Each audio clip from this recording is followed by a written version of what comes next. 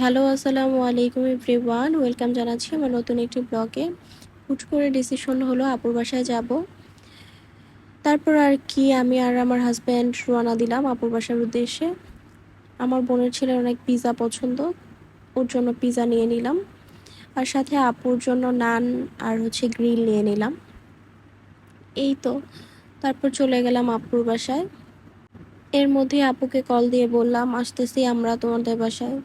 তারপর আপু noodles, chicken fry, cake আরও অনেক কিছু আয়োজন করেছে।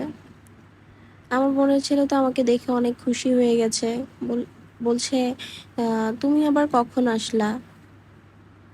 তারপর ওকে বললাম তোমাকে দেখতে চলে আসলাম আমরা।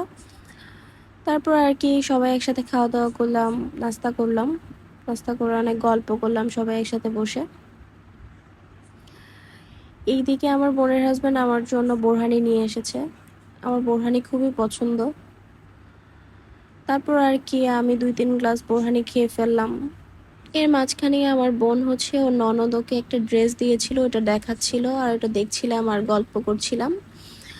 এই তো গল্প করার ফাঁকে ও আমাদের জন্য চা বানিয়ে নিল। এরপর চা খেয়ে বাসার উদ্দেশ্যে রওনা হলাম।